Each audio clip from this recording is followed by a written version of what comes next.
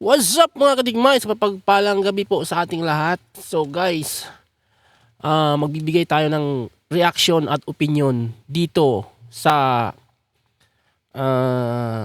panukala. Hindi pala to panukala. Ano to? Parang opinion din to ni Senator Robin noon. Pumutok yung ano yun? Yung malitang pera. Yung mga blankong ano sa GAA noon na ano yun, yung pagkawala ni Saldico. Tapos yun nga paglabas ni Saldico ng statement na nagbibigay ng malitang pera. Ito yung ano yun, suggestion sana ni Senator Robin noon na sunugin muna sana ang pera. Panoorin natin to guys. Kung sinunod nila yung una kong sinabi na sunugin muna natin lahat ng 1,000, wala tayo sigurong problema eh. So, I-devalue.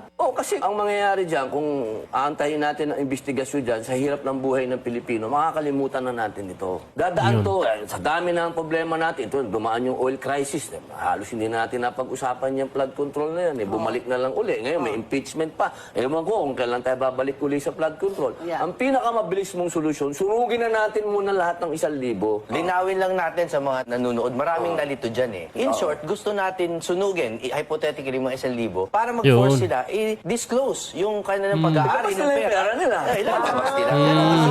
Kasi nakifeel ko hindi naintindihan ng tao. Okay. Hindi-deposito mo eh. Yun pala yun. Yun ang ibig sabihin ni Idol Senator Robin doon. Hindi yun literal na susunugin. Ibig sabihin ng susunugin, kumbaga, tatanggalan ng value.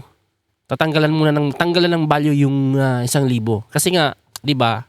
Yung issue noon na trilyon yung lumabas na pera, mali-malita yung mga perang lumabas na hindi naman pwedeng i-ano yun eh. Kumbaga hawak lang nila yun. Ang balita nga eh nasa ano lang yun. Nasa isang kwarto lang, 'di ba? Trilyon, bilyon yung pera. Ngayon yun solusyon na pangmabilisang aksyon sana ni Senator Robin noon ay sunugin, which is hindi naman literal na susunugin, i-devalue, tanggalan ng value yung 1,000. So hindi nila magagamit yun hindi nila magagamit agad yun kung yun ang inaksyonan agad. Pero sa tingin ko hindi mangyayari nga kasi nga sangkot din yung mga boboto para ipatupad yung suggestion na yun ni Idol Robin eh. Hindi rin talaga pwedeng mangyari yun. At meron ngang balita, meron nga akong na basang na yung gold na bininta ni BBM, yung gold, ay yun din yung bumili. Sila din yung bumili. Sipin nyo yun. Yung ginto sa treasure natin, sa natin, binenta. Di ba nagbenta noon ng gold si Marcos, si Bangag Marcos nagbenta. Merong balita. Hindi ko sinasabi na totoo ito kasi narinig ko rin lang pero sinishare ko lang sa inyo.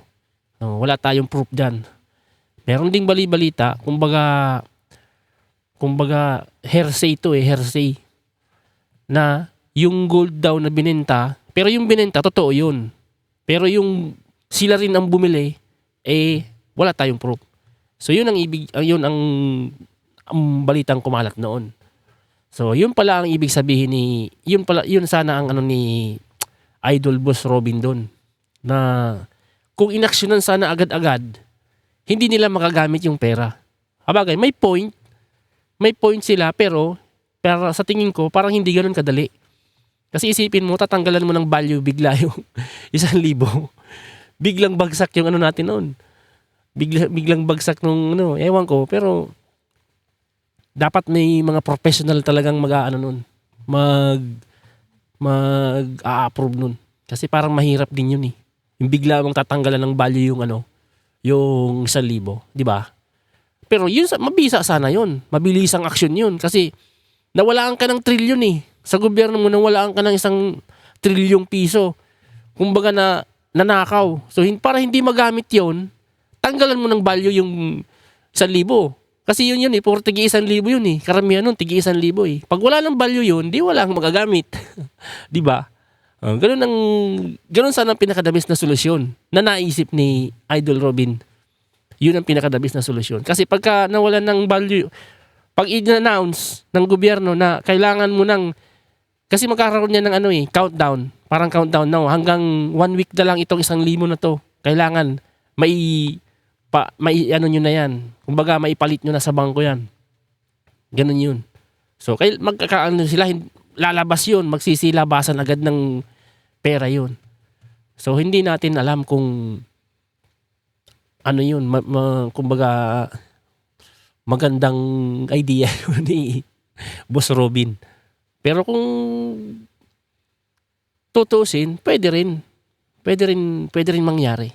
Pero, hindi natin alam. So, yun lang ang opinion ko at yun ang aking pagtingin. Sa tingin ko, ang opinion ko ay malabong mangyari yun. Kasi nga, kasabwat din yung kaya hindi talaga mangyari yun. May mga senator din na kasabwat si Ping, saka si Soto, di ba kasabwat yun doon sa sinasabi ng 18 Marines. So hanggang ngayon, ayaw nilang imbestigahan kasi nga may kasabwat. See? Kaya ganun yun. So, yun lang. Hanggang dito na lang muna tayo. Mahalin natin ang Pilipinas. Peace out.